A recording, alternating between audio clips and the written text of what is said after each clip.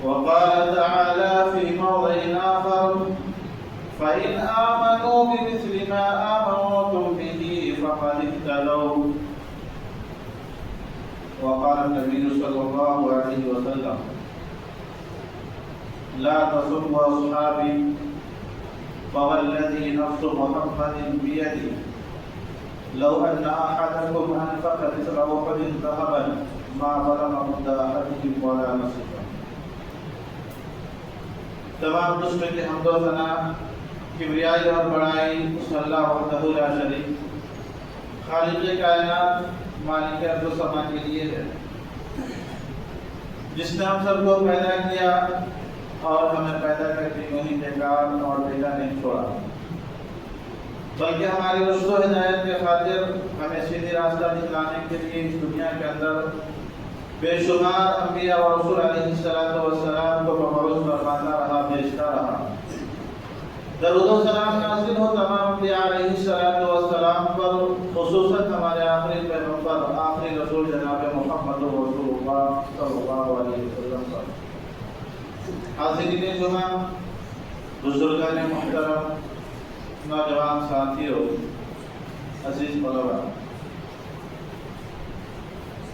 محرم الحرام کا یہ مہینہ چل رہا ہے اور آج محرم الحرام کی یہ خاص تاریخ ہے۔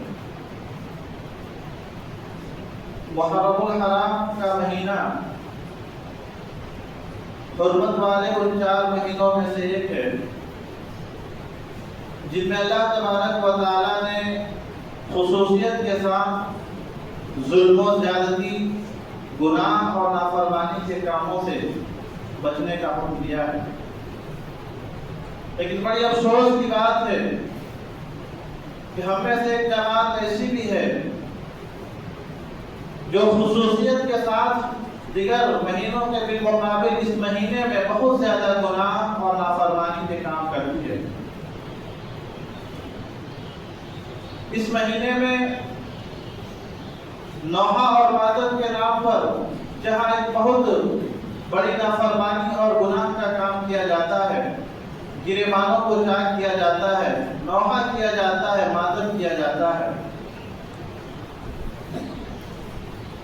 ایسے کام کرنے والوں کے تعلق سے اللہ کے رسول صلی اللہ علیہ وسلم نے لا تعلقی کا اظہار کرتے ہوئے فرمایا تھا لیس منا من لطم الخدود وشق الجیوب ودعا بدعوى الجاہلیہ، کہ اس شخص کا مجھ سے کوئی تعلق نہیں، لیس منا من لطم الخدود، جو اپنے گالوں پہ تماچے مارے، وشق الجیوب، اور اپنے گریبانوں کو چاک کرے، ودعا بدعوى الجاہلیہ، اور جاہلیت کی پکار کرے۔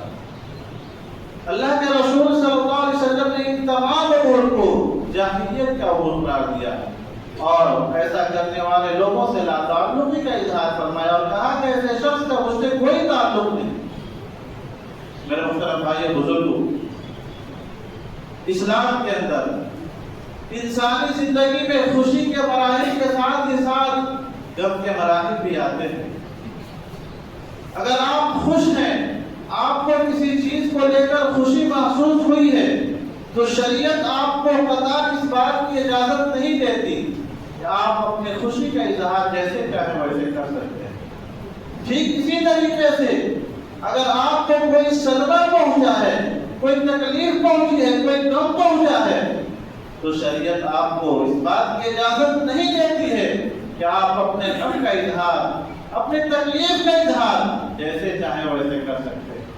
اسلام، دین اسلام جس کے ہم پیروکار ہیں، ماننے والے ہیں، ایک مکمل نظام حیات ہے جس نے زندگی کے ہر موڑ پر اس نے ہماری صحیح رہنمائی فرمائی ہے۔ ایک انسان پیدا ہوتا ہے تب سے لے کر قبر میں جانے تک اسلام کی ایک تعلیمات موجود ہے۔ اگر آپ کو کوئی صدمہ پہنچا ہے، غم پہنچا ہے، تو آپ اپنے غم کا اظہار کیسے کریں گے؟ اس کی تعلیمات شریعت اسلامیہ کے اندر موجود ہے۔ کتنے دنوں تک غم منائیں گے، اس کی بھی تعلیمات شریعت اسلامیہ کے اندر موجود ہے۔ مگر افسوس ہم مسلمانوں نے ایک رواج بنا دیا ہے، محرم کا مہینہ شروع ہوتا ہے، سال بھر ہم عیش و عشرت میں گزارتے ہیں، اور جیسے ہی محرم الحرام کا مہینہ شروع ہوتا ہے ہر سال غم حسین کے نام پر نوحہ اور ماتم شروع کر دیتے ہیں۔ نواسے رسول سیدنا حضرت حسین رضی اللہ تعالیٰ عنہ کی شہادت کا غم ہر شخص کو ہے، لیکن کیا غم منانے کا یہ طریقہ ہم نے اپنایا ہے؟ اس کا ثبوت شریعت اسلامیہ سے ہمیں ملتی ہے؟ نہیں ملتی ہے میرے محترم بھائیو۔ یہ اللہ رب العالمین کی نافرمانی ہے، اللہ رب العالمین کے بتائے کہ حدود سے تجاوز کرنا ہے۔ اسی طریقے سے اس کے علاوہ بھی کئی ایک بدعت و خرافات ان 10 دنوں میں انجام دیے جاتے ہیں۔ ان میں سے ایک اور بہت بڑی نافرمانی اور گناہ کا کام یہ انجام دیا جاتا ہے کہ بہت سارے لوگ جو صحابہ کرام کے مقام سے ناواقف ہیں، ان دنوں میں وہ لوگ صحابہ کرام کو گالیاں دیتے ہیں، لعنت طعن کرتے ہیں، ان پر طرح طرح کے الزامات عائد کرتے ہیں۔ صحابہ کرام کا کیا مقام ہے؟ میرے محترم بھائیو بزرگوں، اگر میں یہ کہوں تو بے جا نہ ہوگا کہ اس روئے زمین پر انبیاء و رسول علیہ السلام کے بعد اگر سب سے عظیم، سب سے محترم، سب سے مقدس اگر کوئی جماعت ہے تو صحابہ کرام کی جماعت ہے۔ جشن فلک میں ان جیسی جماعت کو دیکھا نہیں، صحابہ کرام جیسی عظیم ذات پر سورج کھل گئی۔ حضرت عبداللہ بن مسعود رضی اللہ تعالیٰ عنہ صحابہ کرام کے مقام و مرتبہ کو بیان کرتے ہوئے فرماتے ہیں، اولئک اصحاب محمد، صحابہ کرام کی جماعت وہ عظیم جماعت ہے جن کو اللہ تبارک و تعالیٰ نے اپنے نبی کے صحبت کے لیے چنا ہے، اپنے نبی صلی اللہ علیہ وسلم کو جن کو ساتھی ہونے کا شرف بخشا ہے۔ صحابہ کرام کی جماعت وہ عظیم جماعت، اولئک اصحاب محمد كانوا أبر هذه الأمة قلوبا۔ اس دنیا کے اندر سب سے زیادہ اگر کسی کے دلوں میں نیکی کا جذبہ ہے، تقوی کا جذبہ ہے، بھلائی کا جذبہ ہے تو صحابہ کرام کی جماعت، اولئک اصحاب محمد كانوا أبر هذه الأمة قلوبا وأعمقهم علما۔ اور اگر سب سے زیادہ کسی کے علم کے اندر گہرائی اور گہرائی ہے تو صحابہ کرام کی جماعت ہے، وَأَعْرَقَهُمْ عِلْمًا وَأَقَلَّهُمْ تَكَلُّفًا۔ اور اگر سب سے کم اگر کسی کے اندر دکھاوا اور ریاکاری ہے، جو دکھاوا اور ریاکاری سے پاک ہے تو صحابہ کرام کی جماعت ہے۔ قوم اختارهم اللہ لصحبت نبیہ، نبی کے صحابہ کی جماعت وہ عظیم جماعت ہے جن کو اللہ تبارک و تعالیٰ نے اپنے نبی کی صحبت کے لیے چن لیا۔ صحابہ کرام کی جماعت چنندہ جماعت ہے۔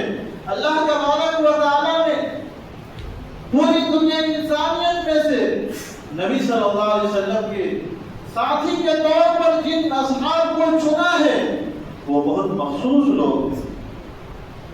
یہ دین اسلام جو ہم تک پہنچا ہے، صحابہ کرام ہمارے درمیان اور نبی صلی اللہ علیہ وسلم کے درمیان واسطہ ہے۔ اللہ تبارک و تعالیٰ نے فرشتوں کے ذریعے اپنے دین کو اپنے نبی تک پہنچایا، لیکن نبی صلی اللہ علیہ وسلم سے اس دین کو سیکھ کر ہم تک پہنچانے والے یہی صحابہ کرام ہیں۔ یہ مقام ہے صحابہ کرام، واسطہ ہے یہ ہمارے درمیان اور نبی صلی اللہ علیہ وسلم۔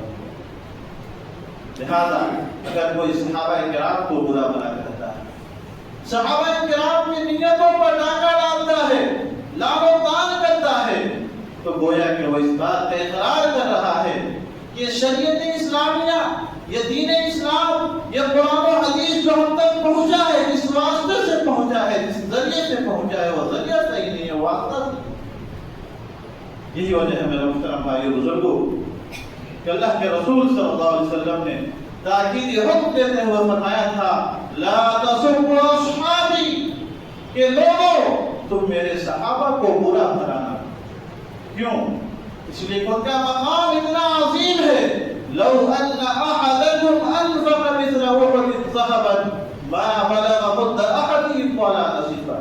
ان کا مقام اتنا عظیم ہے کہ اگر تم میں سے کوئی شخص احد پہاڑ کے برابر بھی سونا خرچ کر دے تو ان کے ایک مد یا آدھے مد کے برابر بھی نہیں پہنچ سکتا. اللہ، یہ مقام ہے صحابہ کرام.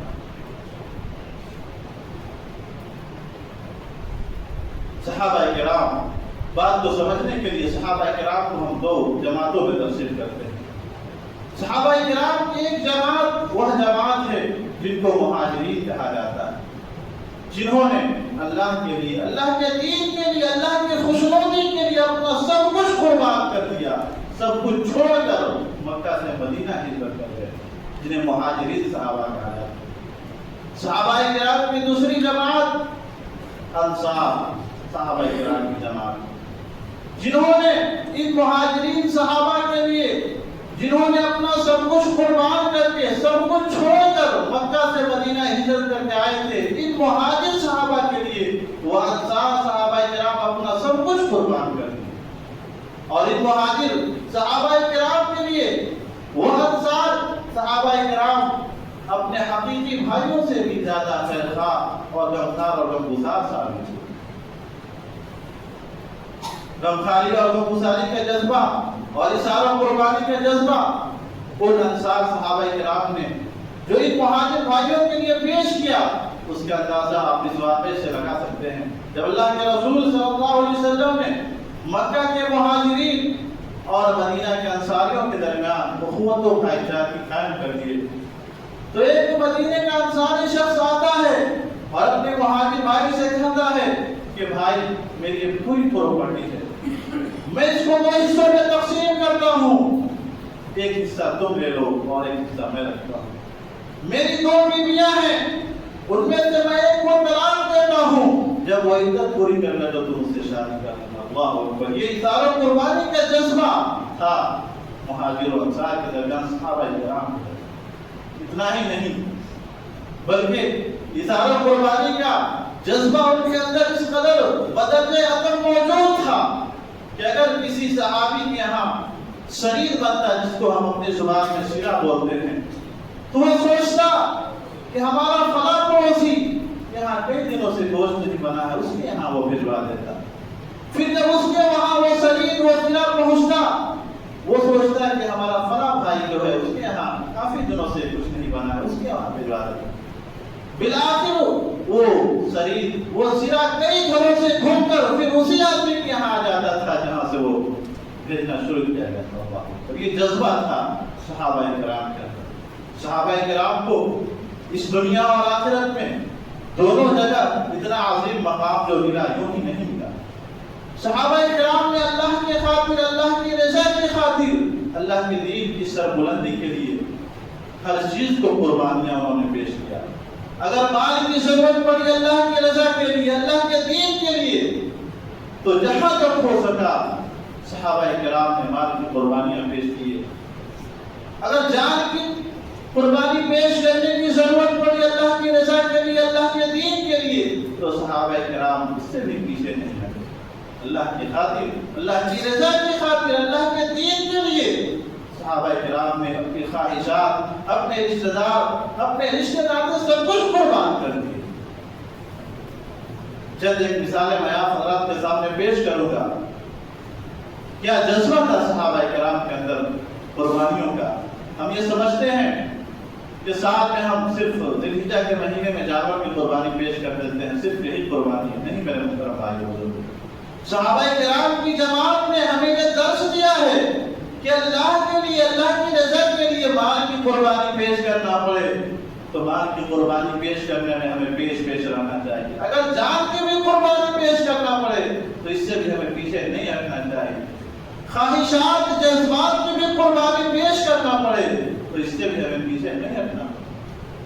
تمام چیزوں کی مثالیں موجود ہیں احادیث پاک کے اندر.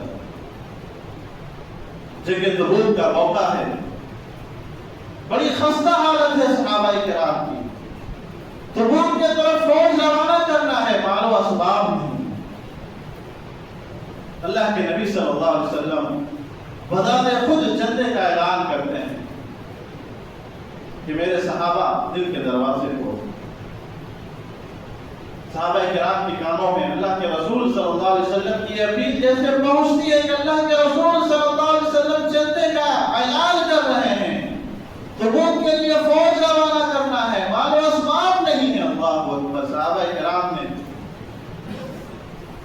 کس قدر پڑھ کر حصہ لیا، اس کا اندازہ آپ اس واقعے سے لگا سکتے ہیں۔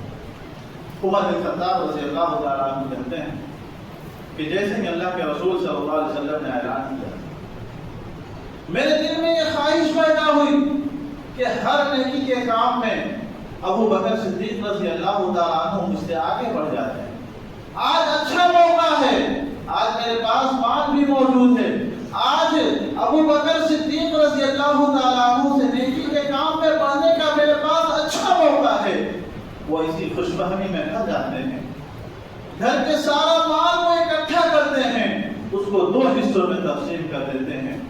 ایک حصہ گھر والوں کے لیے چھوڑ دیتے ہیں، دوسرا حصہ لے کر اللہ کے نبی صلی اللہ علیہ وسلم کی خدمت میں حاضر ہوتے ہیں۔ اللہ کے نبی صلی اللہ علیہ وسلم پوچھتے ہیں، ما ابقیت لأہلک، اے عمر تم نے اپنے گھر والوں کے لیے کیا چھوڑا ہے؟ عمر بن خطاب رضی اللہ تعالیٰ عنہ کہتے ہیں کہ اللہ کے رسول صلی اللہ علیہ وسلم جتنا مال میں آپ کی خدمت میں لا کر پیش کیا ہے، اللہ کے رسول صلی اللہ علیہ وسلم اتنا ہی مال میں نے اپنے گھر والوں کے لیے چھوڑا ہے۔ اللہ اکبر! عمر بن خطاب رضی اللہ تعالیٰ عنہ دل ہی دل میں یہ سوچ رہے ہیں کہ آج میں ابو بکر صدیق رضی اللہ تعالیٰ عنہ سے اس نیکی کے کام میں آگے بڑھ جاؤں گا۔ قربان جائیے صدیق اکبر پر۔ اتنے ہی دیر میں حضرت ابو بکر صدیق رضی اللہ تعالیٰ عنہ اپنے پورے گھر کا سامان لے کر اللہ کے نبی صلی اللہ علیہ وسلم کی خدمت میں حاضر ہو جاتے ہیں۔ اللہ کے نبی صلی اللہ علیہ وسلم پوچھتے ہیں، اے ابو بکر تم نے اپنے گھر والوں کے لیے کیا چھوڑا ہے؟ کہا اللہ کے نبی صلی اللہ علیہ وسلم جتنا کچھ تھا میرے گھر میں سب لا کر میں آپ کی خدمت میں پیش کر دیا ہے، میں نے اپنے گھر والوں کے لیے اللہ اور اس کے رسول صلی اللہ علیہ وسلم کا ذکر چھوڑ دیا۔ حضرت عمر بن خطاب رضی اللہ تعالیٰ عنہ کی آنکھوں میں آنسو آ جاتے ہیں اور بے ساختہ وہ کہہ اٹھتے ہیں کہ نیکی کے کام میں ابو بکر صدیق رضی اللہ تعالیٰ عنہ سے آگے بڑھنا یہ آسان کام ہے۔ تو یہ جذبہ تھا صحابہ کرام کے اندر۔ عثمان غنی رضی اللہ تعالیٰ عنہ کے بارے میں آتا ہے کہ اس جنگ میں سب سے زیادہ انہوں نے بڑھ چڑھ کر حصہ لیا۔ 1000 سونے کا دینار، 1000 اونٹ اور 200 گھوڑے انہوں نے دیے۔ اللہ کے نبی صلی اللہ علیہ وسلم اتنا خوش ہوئے ان کے عطیات سے کہ اسی وقت برجستہ ان کو بشارت سناتے ہوئے فرمایا، ما ضر ابن عفان ما عمل بعد اليوم، کہ آج کے بعد عثمان جو کچھ بھی کریں گے ان کو کوئی نقصان نہیں ہوگا، جنتی ہوگا۔ اللہ! ایک غریب صحابی رسول ابو عقیل نام، ان کے دل میں بھی جذبہ ہے، اعلان سنا ہے نبی نے چندے کا اعلان کیا ہے، دل میں جذبہ ہے کہ میں بھی کچھ دیتا، لیکن ہے نہیں کچھ ان کے پاس دینے کے لیے، جذبہ ہے۔ ایک یہودی کے یہاں جاتے ہیں، دن بھر مزدوری کرتے ہیں، مزدوری میں ان کو 4 سیر کھجور ملتی ہے، 2 سیر کھجور اپنے گھر والوں کو دے کر 2 سیر کھجور لے کر اللہ کے نبی صلی اللہ علیہ وسلم کی خدمت میں حاضر ہوتے ہیں، لیکن شرم سے حاضر نہیں ہو رہے ہیں کہ اتنے بڑے بڑے عطیات کے سامنے میں یہ چھوٹا سا عطیہ کیسے لے کر حاضر۔ اللہ کے نبی صلی اللہ علیہ وسلم نے اللہ کے حکم سے ان کے عطیات کو تمام عطیات کے اوپر ڈالا اور کہا یہ ایک فاقہ کش مزدور کی ہاتھ کی کمائی کی سب سے بہترین صدقہ ہے۔ میرے محترم بھائی اور بزرگوں، خلاصہ کلام یہ ہے کہ اللہ نے آپ کو نوازا ہے، جتنا نوازا ہے اللہ کی راہ میں اگر مال دینے کی ضرورت پڑے تو آپ اس میں بڑھ چڑھ کر حصہ لیں۔ اگر آپ غریب ہیں، آپ اس قابل نہیں ہیں، آپ 1 روپیہ بھی خرچ کریں گے، اللہ تبارک و تعالیٰ دلوں کے حال کو جاننے والا ہے، آپ کو اس کا اجر کئی گنا بڑھا کر دیں گے۔ ہمارے سامنے کسی مسجد کی تعمیر کا کام شروع ہے، 2 منزلہ ہونا ہے، کافی عظیم رقم کی ضرورت ہے۔ آپ حضرات سے درخواست ہے کہ جتنا ہو سکے آپ اس میں بڑھ چڑھ کر حصہ لیں۔ یہ ایک صرف مسجد نہیں، ایک دینی درسگاہ بھی ہے، جہاں بچے صبح سے لے کر شام تک قال اللہ اور قال رسول کی صدائیں بلند کرتے ہیں۔ شعبہ حفظ کے بچے جو حفظ کرتے ہیں، بچے دن بھر قرآن کریم کی تلاوت کرتے ہیں، یہ آپ کے لیے بہترین صدقہ جاریہ ہے۔ آپ اس دنیا سے چلے جائیں گے لیکن اس کا ثواب قیامت تک، جب تک یہ مدرسہ چلتا رہے گا، اس کا اجر و ثواب آپ کو ملتا رہے گا۔ اللہ کے رسول صلی اللہ علیہ وسلم نے فرمایا اذا مات الانسان انقطع عنه عمله الا بالثلاث، الا بصدقة جاریہ او علم ينتفع به او ولد صالح يدعو له، کہ جب ایک انسان اس دنیا سے چلا جاتا ہے، مر جاتا ہے، انقطع عنه عمله، تو اس کے عمل سے منقطع ہو جاتے ہیں۔ کیا مطلب ہے؟ نہ تو وہ خود کوئی نیکی کا کام کر کے اپنے نامہ اعمال میں نیکیاں بڑھا سکتا ہے، اور نہ ہی دوسرے لوگ کر کے کوئی نیکی کا کام اس کے نامہ اعمال میں، اس کے نیکیوں میں اضافہ کر سکتے ہیں۔ لیکن تین چیز ایسی ہے، اگر انسان اس دنیا کے اندر چھوڑ کر جاتا ہے تو اس کا اجر و ثواب ویسے ہی ملتا رہتا ہے جیسا کہ وہ باحیات تھا مل رہا تھا۔ ان میں سے ایک صدقہ جاریہ ہے، اور صدقہ جاریہ کی ایک بہترین شکل ہے کہ آپ یہ مسجد کا جو تعمیراتی کام چل رہا ہے، آپ اس میں بڑھ چڑھ کر حصہ لیں۔ یہ بچے قال اللہ اور قال رسول کی سزائیں جب تک بلند کرتے رہیں گے، قرآن کریم کی تلاوت کرتے رہیں گے، جس کا اجر و ثواب کل قیامت کے دن آپ کے نامہ اعمال میں ایک کافی مقدار ذخیرے کی شکل میں آپ کو قیامت میں نظر آئے گا۔ اللہ تبارک و تعالیٰ اس کام میں ہم سب کو بڑھ کر کے حصہ لینے کی توفیق بخشے۔ میرے محترم بھائی بزرگوں، صحابہ کرام کو اللہ تبارک و تعالیٰ نے اس دنیا کے اندر اتنا عظیم جو مقام عطا کیا، یوں ہی نہیں بلکہ ان کے اندر نیکیاں کمانے کا جذبہ بدرجہ عدم موجود تھا۔ صحابہ کرام نے مال کے ساتھ ہی ساتھ اپنی جان کی بھی قربانی پیش کی، ذہنی ٹارچر بھی سہا اللہ کے خاطر، اللہ کے دین کے خاطر۔ امیہ بن خلف کا وہ غلام جسے دنیا بلال حبشی کے نام سے جانتی ہے، دنیا کی کون سی ایسی تکلیف ہے جو انہوں نے برداشت نہ کیا ہو؟ مکہ کی گلیوں میں گھسیٹا جاتا، رات میں کوڑے لگائے جاتے، اس قدر کوڑے لگائے جاتے کہ کوڑا لگانے والا تھک جاتا تھا۔ مکہ کے تپتی ہوئی ریت پر لگا کر سینے پر بھاری بھاری چٹان رکھ دیا جاتا تھا۔ کیوں؟ اسلام سے پھر جائیں یا یوں ہی تڑپ تڑپ کے مر جائیں۔ ان تمام پریشانیوں کو، ان تمام مصیبتوں کو صحابہ کرام نے برداشت کر لینا تو گوارا کر لیا، لیکن اسلام کے اندر ذرہ برابر خلل آنے نہیں۔ یہ اسلام جس کے ہم ماننے والے ہیں، بڑی آسانی کے ساتھ ہم کو مل گئی ہے۔ میرے محترم بھائی بزرگوں، اللہ کا ہمیں شکر ادا کرنا چاہیے۔ کافی قربانیاں دینی پڑی ہے اسلام کے لیے، اس دین کے لیے۔ آج ہم اس کی اہمیت نہیں سمجھتے۔ ذرا سمیہ رضی اللہ تعالیٰ عنہ کے واقعے کو پڑھیں، آپ کی آنکھوں کے آنسو ہو گئے۔ شوہر کے سامنے، بیٹے کے سامنے ننگا کر کے شہید کر دیا گیا۔ اللہ کو ان قربانیوں کو صحابہ کرام نے برداشت کر لیا، جان دے دی، لیکن اسلام کے اندر خلل آنے نہیں۔ اتنا ہی نہیں، اور آگے بڑھیے۔ ام سلمہ رضی اللہ تعالیٰ عنہ، جب ان کے شوہر ابو سلمہ رضی اللہ تعالیٰ عنہ ان کو لے کر، اپنی بیوی ام سلمہ کو لے کر اور اپنے بیٹے سلمہ کو لے کر جب مکہ سے مدینہ کی طرف ہجرت کرنے لگے، ام سلمہ کے گھر والے آ جاتے ہیں اور ام سلمہ کو پکڑ کر کھینچتے ہیں اپنی طرف اور کہتے ہیں ابو سلمہ تم کو جانا ہے، یہاں سے جاؤ، لیکن تم میری بیٹی کو نہیں لے جا سکتے ہو۔ اتنے میں ابو سلمہ کے گھر والے آ جاتے ہیں اور کہتے ہیں پوتے پر میرا اختیار ہے، سلمہ کو تم اپنے ساتھ نہیں لے جا سکتے ہو۔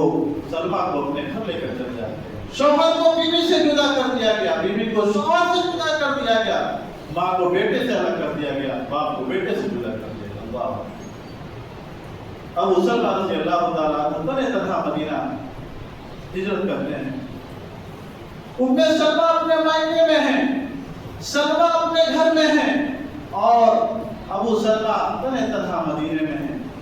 ام سلمہ رضی اللہ تعالیٰ عنہ ہر دن صبح کو اسی پہاڑی پر چڑھ جاتی تھی جہاں شوہر اور بیوی میں بچوں کے درمیان جدائی ڈالی گئی تھی، اور دن بھر روتی تھی۔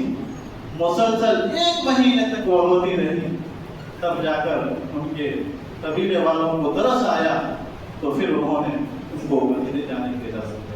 کافی قربانیاں کیا ہے صحابہ کرام نے اس دین کے لیے۔ ساتھ میں وقاص رضی اللہ تعالیٰ عنہ کا نام آپ نے سنا ہو، ماں سے بڑی محبت ہے، بیٹے کو ماں سے محبت ہے، ماں کو بیٹے سے محبت ہے، گہری محبت ہے۔ ساتھ میں ابھی وقاص رضی اللہ تعالیٰ عنہ اسلام قبول کر لیتے ہیں، ماں کو پتہ چلتا ہے کہ بیٹے نے اسلام قبول کر لیا، ماں ان سے بات چیت کرنا بند کر دیتی ہے۔ ساتھ میں ابھی وقاص رضی اللہ تعالیٰ عنہ پر اس کا کوئی اثر نہیں پڑا۔ ماں نے جب دیکھا کہ بیٹے پر اس کا کوئی اثر نہیں پڑ رہا ہے، ماں نے قسم کھا لی کہ بیٹا دانے پانی کے ایک قطرہ اور اناج کے ایک دانہ میں اپنے منہ میں اس وقت تک نہیں ڈالوں گی جب تک تو اسلام سے نہ پھر جائے۔ کافی وقت گزر گیا، ماں آخری حالت میں پہنچ رہی ہے۔ حضرت سعد بن وقاص رضی اللہ تعالیٰ عنہ ماں کو سمجھا رہے ہیں، منت و سماجت کر رہے ہیں، لیکن ماں سمجھنے کو تیار نہیں۔ جانتے انہوں نے کیا کہا تھا؟ لو كانت لك مئة نفس، اے میری ماں کان کھول کر سن لے، اگر اللہ تبارک و تعالیٰ تجھے 100 زندگیاں دے اور ایک ایک کر کے زندگی میرے سامنے تیری ختم ہو جائے، تیری موت ہو جائے، اور تو یہ سوچ لے کہ تیرا بیٹا اسلام کو چھوڑ دے، تو ایسا کبھی نہیں ہو سکتا۔ جب اسلام کی محبت، دین کی محبت صحابہ کرام کے دلوں میں آ گئی تو دنیا کی ساری محبتوں کو انہوں نے قربان کر دیا۔ یہ ایمانی جذبہ تھا۔ دعا ہے رب العالمین صلی اللہ علیہ وسلم تو ہم مسلمانوں کے اندر بھی یہی ایمانی جذبہ پیدا کرنے کے توفیق عطا